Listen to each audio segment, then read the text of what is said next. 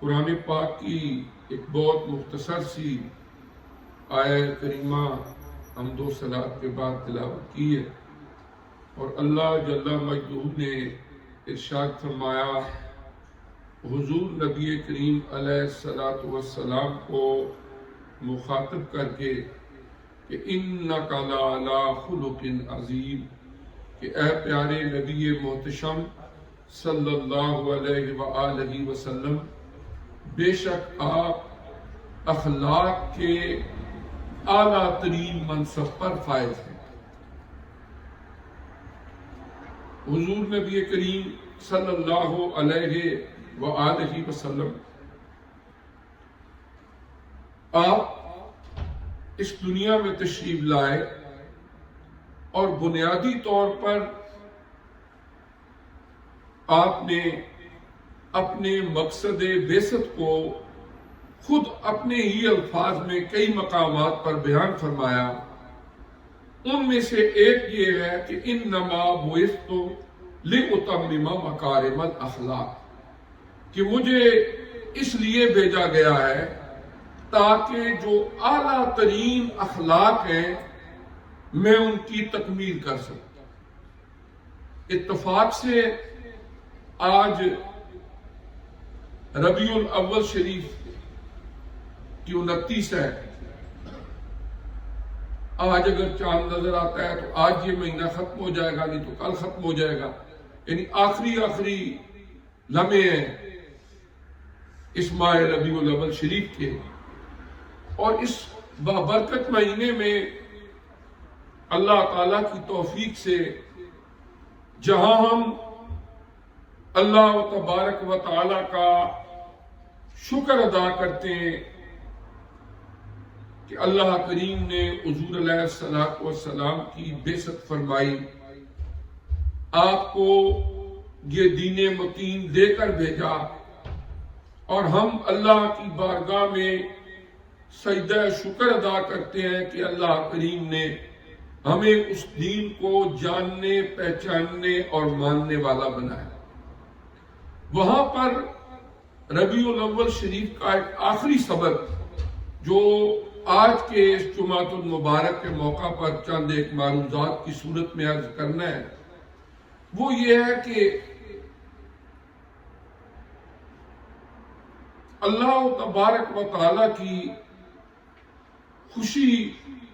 اور خوشنودی کا حصول تبھی ممکن ہے کہ ہم ایک طرف حضور علیہ السلام کے ساتھ اپنے اقوال سے، اپنے اعمال سے محبت کا اظہار کریں، تو دوسری طرف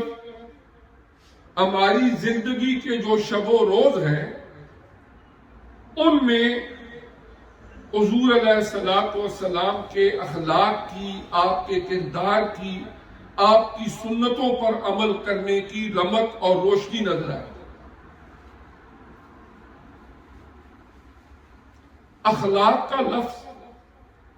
یہ پلورل ہے، جمع ہے، اس کی جو واحد آتا ہے سنگولر وہ ہے خلق۔ عام طور پر جسے ہم ہیبٹس کہتے ہیں، عادات کہتے ہیں، یہی انسان کے اخلاق ہوتے ہیں۔ فطری طور پر انسانوں کی تخلیق اللہ نے اس طرح فرمائی کہ کوئی بندہ معاشرے سے ہٹ کے اپنی زندگی نہیں گزار سکتا۔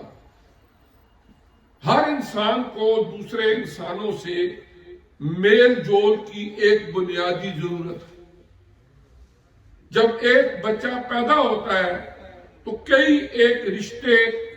جو اس کے اپنے اختیار سے باہر ہوتے ہیں وہ لے کے اس دنیا میں آتا ہے۔ کوئی ماں ہے، کوئی باپ ہے، کوئی انکل ہے، کوئی خالہ ہے، کوئی پھوپھی ہے۔ یہ رشتے اسے قدرت کی طرف سے عطا ہوتے ہیں۔ پھر جب انسان دنیا میں آ جاتا ہے، کچھ رشتے وہ ہوتے ہیں کہ کاروبار کے ذریعے، محلے داری کے ذریعے، میل ملاپ کے ذریعے دنیا کے اندر رشتے بنتے ہیں۔ اب ہمارے دین اسلام میں ایک بڑی خوبی یہ ہے کہ جہاں پر اللہ تعالیٰ کے حقوق انہیں پورا کرنے اور ادا کرنے کی ہمیں تلقین کی گئی کہ ہم جو فرائض ہمارے اوپر عائد ہوتے ہیں اللہ کی طرف سے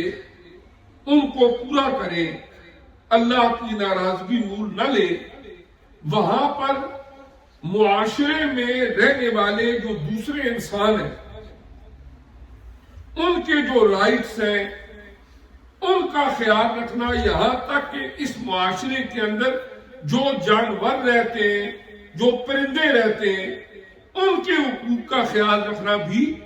ضروری ہے۔ یعنی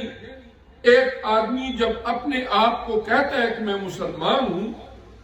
تو وہ بہت ساری رسپانسبلٹیز کو، بہت ساری ذمہ داریوں کو نبھانے کا عہد کر رہا ہوتا ہے، اور جتنے بھی اسلام کے دین کے احکام ہیں ان کو آپ اگر شارٹ کریں، بریف کریں تو دو لفظوں کے اندر وہ پورے ہو جاتے ہیں، حقوق اللہ اور حقوق العباد۔ ایک اللہ کے حق اور ایک اللہ تعالیٰ کی مخلوق کے، اللہ تعالیٰ کے بندوں کے حق۔ اب ان دونوں حقوق کو تفصیل کے ساتھ قرآن پاک میں بھی اور نبی کریم علیہ الصلوۃ والسلام کے ارشادات عالیہ میں بھی بیان کر دیا گیا، کہیں پر بھی کوئی جول، کوئی کنفیوژن نہیں چھوڑی گئی۔ اب یہ ربیع الاول شریف کا بابرکت مہینہ جو جا رہا ہے، اس میں ہم نے ایک چیز یہ دیکھنی ہے کہ بہت سارے فتنے، فساد، لڑائیاں، ان کی بنیاد بد اخلاقی ہیں ہمارے معاشروں کی۔ اگر آدمی ان کو ترک کر دے، ایک طرف معاشرے جو ہیں وہ خوشگوار ہو جاتے ہیں، خاندانوں کے اندر پیار محبت پیدا ہو جاتا ہے، گھروں کے اندر اچھا ماحول بن جاتا ہے، تو دوسری طرف اللہ راضی ہو جاتا ہے، اللہ کے پیارے حبیب راضی ہو جاتے ہیں۔ آپ دیکھیں نا، جو ہمارا عبادت کا نظام ہے، اگر آپ اس کی گہرائی میں جائیں تو وہ بھی ہمیں ایک خوشگوار اور اچھا معاشرہ، اچھی سوسائٹی قائم کرنے میں مدد کرتا ہے۔ مثلا ہم نماز ادا کرتے ہیں، نو ڈاؤٹ کہ ہم نماز اس لیے ادا کرتے ہیں کہ اللہ کا حکم ہے، ہمارے اوپر فرض ہے، لیکن قرآن پاک اس کے فضائل اور حکمتیں بیان کرتا ہے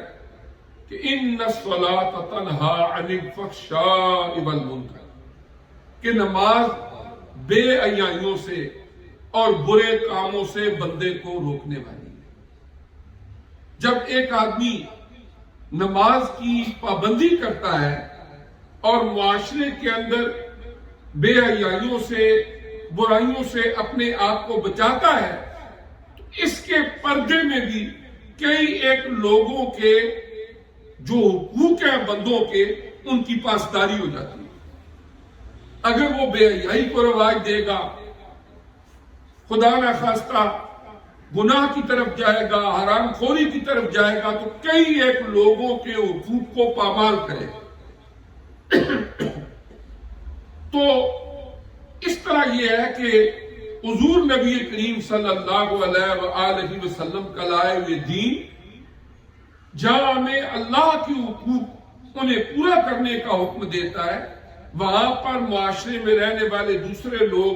خواہ وہ ماں باپ ہیں، خواہ وہ اولاد ہیں، دیگر رشتہ دار ہیں، ذوی القربہ ہیں، محلے دار ہیں، بزنس پارٹنرز ہیں، استاد ہے، کوئی شاگرد ہے، کوئی آجر ہے، کوئی بزنس مین ہے، کوئی اس کے پاس مزدوری کرنے والا ہے، یہ سارے کے سارے رشتے جو ہیں،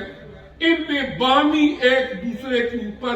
رائٹس کا اور ڈیوٹیز کا ایک چینل ہے جو مقرر کیا گیا ہے،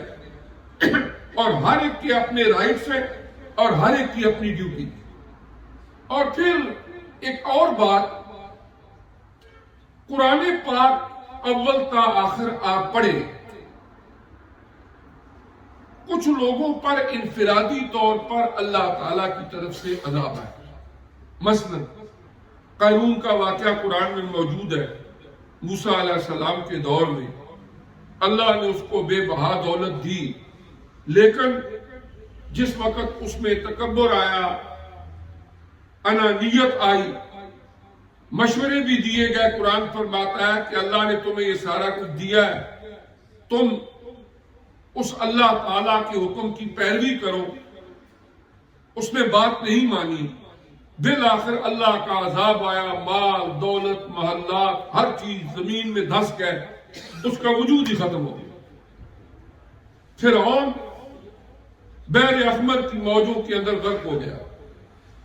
یہ انفرادی طور پر کچھ لوگوں کے واقعات.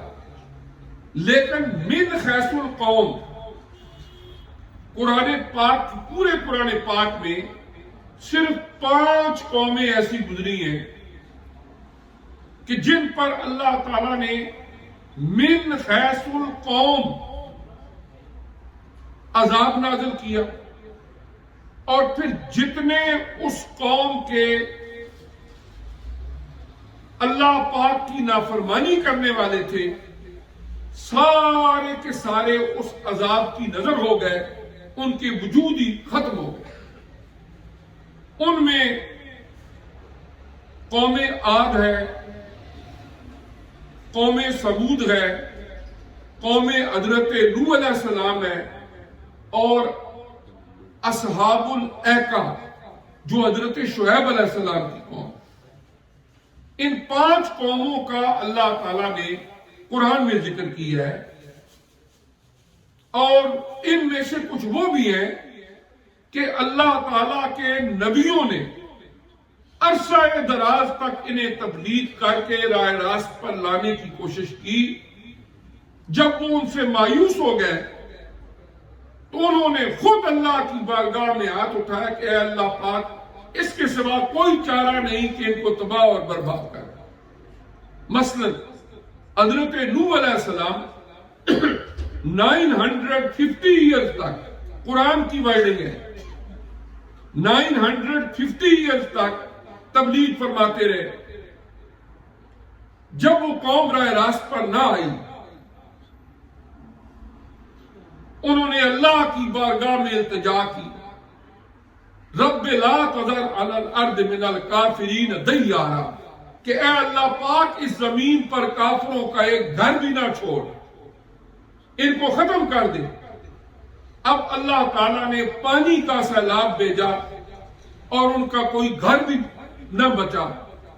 نوح علیہ السلام کا اپنا بیٹا کنعان، وہ بھی انہی میں شامل تھا. اس کو سمجھایا گیا، اس نے کہا سیلاب آئے گا میں پہاڑ کی چوٹی پہ چلا جاؤں گا، لیکن پہاڑ کی چوٹی بھی اسی سیلاب سے نہ بچا سکی. بچے وہی جو حضرت نوح علیہ السلام کو پر ایمان لانے والے اور پھر آپ کی کشتی میں سوار کر دیے گئے، وہ بچ گئے، باقی سارے کے سارے غرق ہو گئے. قوم عاد، قوم ثمود، قوم لوط علیہ السلام، قوم شعیب علیہ السلام، اصحاب الایکہ. جو میں بات عرض کرنا چاہتا ہوں وہ یہ ہے کہ ان 5 قوموں کے حالات آپ قرآن پاک میں پڑھیں، تلاوت کریں، اس کا ترجمہ پڑھیں، تفسیر پڑھیں. بات اتنی نہیں تھی کہ جی وہ اللہ تعالیٰ کو نہیں مانتے، اللہ کی وحدانیت کو نہیں مانتے تھے، اللہ کے نبیوں کی نبوت کو نہیں مانتے تھے تو ان پر عذاب آ گیا. یہ بھی وجوہات تھیں، لیکن قرآن پاک نے ہر اس قوم کی جن وجوہات کو وجہ عذاب قرار دیا ہے وہ قدرے مختلف ہے، اور ان سب کا تعلق حقوق العباد کے ساتھ، ان سب کا تعلق حقوق العباد کے ساتھ ہے. مثلا حضرت نوح علیہ السلام کی قوم کے جو بڑے بڑے امیر لوگ تھے، آپ نے جب انہیں دعوت دی کہ سیدھے رستے پر آ جاؤ، انہوں نے ایک شرط رکھی کہ یہ یہ جو غریب لوگ آپ کے پاس بیٹھے ہوتے ہیں،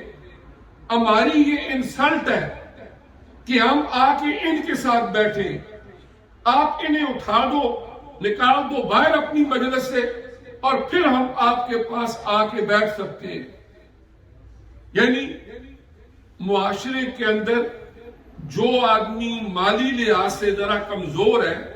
اس کو حقیر جاننا، جو رشتہ دار مالی لحاظ سے ذرا کمزور ہے وہ کتنا ہی نیک، پرہیزگار، دیانتدار کیوں نہ ہو، اس وجہ سے اس کو حقیر سمجھنا، اپنے سے ذہنی طور پر کم تر سمجھنا، اس علت کو، اس بیماری کو، اس بد اخلاقی کو اللہ نے قرآن میں بیان فرمایا ہے. ان پر عذاب آئے. قوم عاد کے احوال و واقعات سورہ الاعراف میں، سورہ الشعراء میں، دیگر بھی چند ایک مقامات پر موجود ہے. ان کا کام کیا تھا کہ قوم عاد اور قوم سمود، ان کے حالات ملتے جلتے تھے. اللہ تعالیٰ نے حضرت ہود علیہ السلام کو قوم عاد کی طرف نبی بنا کے بھیجا، اور حضرت صالح علیہ السلام کو قوم سمود کی طرف نبی بنا کے بھیجا. پہلے قوم عاد گزری، ان کے اوپر عذاب آیا، پھر ان میں سے جو کچھ لوگ بچ گئے، اس وقت تو وہ دیندار تھے، ان کی اولادوں میں سے آگے وہ بھی بگاڑ کا شکار ہوئے. حضرت صالح علیہ السلام ان کی طرف نبی بن کر آئے، پھر ان پر بھی عذاب آیا. یہ ایک ہی نسل چلی آ رہی تھی قوم عاد اور قوم سمود کی، اور جن جگہوں پر انہیں عذاب آیا وہ اب بھی جورڈن میں ہے، اردن میں وہ علاقے ہیں جہاں پر ان کے اوپر عذاب آیا. تو قرآن پاک نے ان پر عذاب کی وجہ یہ لکھی ہے کہ یہ لوگ بڑے طاقتور تھے جسمانی لحاظ سے، زمینیں زرخیز تھی، مال و دولت کی کثرت تھی. جب اللہ تعالیٰ کے پیارے نبی ان کو کہتے کہ تمہیں اللہ نے یہ دولت دی ہے، تم معاشرے کے جو غریب مفلوق الحال لوگ ہیں ان کا بھی خیال رکھا کرو، اس کی بجائے قرآن پاک یہ فرماتا ہے کہ انہیں پہاڑوں کو چیر کے وہ محلات بنا لیتے، اور پہاڑوں کی چوٹیوں کے اوپر بڑے بڑے اپنے لیے قلعے اور محل بنا کے، پیلس بنا کے بیٹھ جاتے، اور معاشرے کے اندر جو لوگ غربت کی وجہ سے مر رہے ہوں، بھوک کی وجہ سے ڈھال ہو رہے ہوں، ان کے کان پر جوں تک نہ رینگتی اور ذرا بھی ان کا دل نہ پسیبتا. ان علتوں کو اور ان حقوق العباد کی جو وہ وائلیشن کرتے تھے، ان کو اللہ تعالیٰ نے قرآن میں بیان کیا ہے، اور پھر فرمایا ہے کہ ہم نے ان کے اوپر عذاب نازل کیا. اسی طرح جو حضرت لوط علیہ السلام کی قوم ہے، وہ غیر فطری بدکاریوں کا شکار تھے، قرآن میں موجود ہے. منع کیا گیا، باز نہ آئے، بالآخر ان کے اوپر بھی اللہ تعالیٰ کی طرف سے عذاب آ گیا. حضرت شعیب علیہ السلام کی قوم، ان کی اوپر عذاب کی ایک وجہ جو قرآن نے بیان کی ہے وہ یہ ہے کہ وہ کرپٹ تھے، بد دیانت تھے. جب کسی آدمی سے کچھ ناپ تول کر کے لینا ہوتا تو ان کی کوشش یہ ہوتی تھی مجھے تھوڑا زیادہ مل جائے، لیکن جب کسی کو دینا ہوتا تو ڈنڈی مارتے، کم تولتے، دھوکہ دیتے. یہ اللہ تبارک و تعالیٰ نے اس قوم کی جو حقوق العباد کے حوالے سے خرابیاں تھی ان کو بیان کیا. تو عرض کرنے کا مقصد یہ ہے کہ یہ پانچوں کی پانچوں قومیں جو من خیس القوم پوری کی پوری قوم کے نافرمان تباہ و برباد ہو گئے. کہیں پر آندھی کا عذاب آیا، کہیں پر پتھروں کی بارش برسی، کہیں پر سیلاب آ گیا، کہیں پر اللہ پاک نے ان کے اوپر طوفان بھیج دیے. اب ان کا وجود مٹ کے رہ گیا. اب اس کی وجہ صرف یہ نہیں تھی کہ وہ اللہ کو نہیں مانتے تھے، بلکہ اللہ تعالیٰ نے ہماری تعلیم کے لیے اور ہمیں سمجھانے کے لیے ان قوموں کے واقعات کو، احوال کو قرآن میں بیان کیا ہے، اور پھر ساتھ یہ بھی بتایا ہے کہ ان قوموں پر عذاب کی وجہ حقوق العباد کی نافرمانی بھی تھی کہ معاشرے میں رہنے والے جو دوسرے انسان ہیں جو کسی بھی وجہ سے کسی پریشانی میں ہیں، آپ ان کا دکھ درد شیئر کر سکتے ہیں، اور دانستہ طور پر آپ اپنے للو تللو میں مصروف ہیں، اور نہ کسی رشتہ دار کی پرواہ ہے، نہ ماں باپ کی پرواہ ہے، نہ کسی بہن بھائی کی پرواہ ہے۔ اب کل اللہ تعالیٰ کی بارگاہ میں اس پر تمہیں بھی جواب دہ ہونا پڑے گا۔ اب بہت ساری ہماری رسم رواج فوتگی کے بعد تو بہت ہوتی ہیں، دیگیں بھی چڑھتی ہیں، بڑے بڑے لمبے چوڑے پروگرام کرتے ہیں، لیکن یہ چیزیں بات کی ہیں، بہت زیادہ تر تو رسم و رواج کی شکل اختیار کر گیا ہے۔ ماں باپ کی، بہن بھائیوں کی زندگی میں ان کا خیال رکھنا چاہیے۔ بیمار ہے تو آپ اس کو ایک دوا لا کے نہیں دے سکتے، فوت ہو جائے تو لوگوں کو دکھانے کے لیے ہم بہت کچھ کریں، اس کا کوئی فائدہ نہیں ہے۔ فائدہ تب ہے کہ زندگی میں بھی ان کا خیال رکھو، نمود و نمائش کر بھی دی تو اس کا کیا فائدہ ہو۔ تو اس طرح ربیع الاول شریف کا یہ مہینہ جا رہا ہے، آج 29 تاریخ ہے، پھر اگلے سال کس کو ربیع الاول ملے گا کس کو نہیں، اللہ بہتر جانتا ہے۔ آج کا جمعۃ المبارک کا ہمارا سبق یہ ہے کہ ہم اپنے اوپر غور کریں اور دیکھیں۔ اخلاق عادتوں کو کہتے ہیں، سمپل سی بات ہے، جو ہماری عادتیں ہیں وہ بگڑی ہوئی تو نہیں، بگڑی ہوئی عادتوں کو بد اخلاقی کہتے ہیں، اور اچھی عادتوں کو خوش اخلاقی کہتے ہیں۔ اور اچھی عادتیں وہ ہوتی ہیں کہ جو اللہ تعالیٰ کے پیارے نبی نے ہمیں سکھائی۔ ہم کہیں پر رہ رہے ہیں، ہمارے ساتھ کوئی پڑوسی ہے، ڈزنٹ میٹر، وہ ہندو ہے، وہ سکھ ہے، وہ جون سا بھی ہے، ایز بینگ مسلمان ہماری اوپر اس کے بھی رائٹس ہیں۔ اگر وہ بیمار ہے تو آپ اس کی عیادت کریں،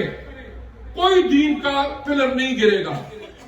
ہمارے پیارے نبی صلی اللہ علیہ وسلم، مدینہ طیبہ میں ایک یہودی لڑکا تھا، وہ آپ کی خدمت کیا کرتا، بیمار ہو گیا، آپ اس کی عیادت کرنے کے لیے گئے۔ جب اس کے گھر گئے، وہ تھا یہودی، آپ نے اس کو آخری وقت دین کی تلقین کی، اور مرنے سے پہلے اس نے کلمہ پڑھا، مسلمان ہو گیا۔ اور حدیث کے الفاظ یہ ہیں کہ اس کا یہودی باپ وہ خود اسے کہہ رہا تھا کہ جو تجھے محمد صلی اللہ علیہ وسلم، ابو القاسم کے الفاظ ہیں، جو ابو القاسم تمہیں کہہ رہے ہیں وہ پڑھو، آپ کی کنیت ہے، اس میں وہ پڑھا۔ اور حضور علیہ السلام نے فرمایا کہ الحمدللہ آخری وقت اس نے کلمہ پڑھ لیا ہے، اللہ کریم اسے جنت عطا فرمائے۔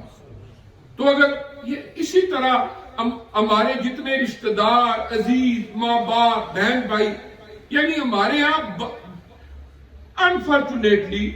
ہم اس طرح تو میلاد کے جلسے بھی کرتے ہیں، جلوس بھی نکالتے ہیں، جھنڈیاں بھی لگاتے ہیں، لیکن جن اچھے اخلاق کو اپنا کے ہمیں ایک اچھا انسان بننا چاہیے، میرے سمیت ہمارے معاشروں کے اندر انفرادی اور اجتماعی طور پر سب سے زیادہ خرابیاں پائی جاتی، اور انہوں نے وہ ہمارے گھر جو جنت نظیر ہونے چاہیے، جہاں پر سکون کے ساتھ لوگ زندگی گزار رہے ہوں، ان کو جہنم کا منظر بنا دیا ہے۔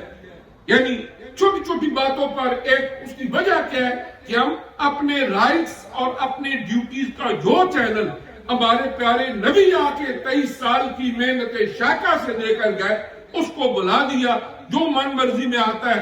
وہ ہم کرتے ہیں، اور اس بات کو نہیں بادل کرتے کہ ہمارے دین کی تعلیمات یہاں پر کیا، اور جو مختلف دیگر ملکوں کے ڈرامے ہوتے ہیں وہاں پر ان کو تو فالو کرتے ہیں، اور اس طرح کی چیزیں گھروں کے اندر فالو ہوتی ہیں، لیکن نہیں فالو ہوتی تو نبی کریم علیہ السلام کی سنتیں، اور اس کا نتیجہ پھر تباہی اور بربادی ہوتا ہے۔ آج تو ایک حرف سے زائد نہیں یہ ماجرا، بڑھتے بڑھتے ایک دن یہ داستاں ہو جائے۔ چھوٹی چھوٹی باتیں ہوتی ہیں، پھر وہ بات سے بتنگڑ، پھر گھر برباد ہو جاتے ہیں۔ اس لیے آج ربیع الاول کا شاید آخری دن ہو، یہی ہے کہ اللہ پاک مجھے بھی آپ کو سمجھنے کی اور عمل کی توفیق عطا فرمائے۔ وآخر دعوانا ان الحمدللہ رب العالمین۔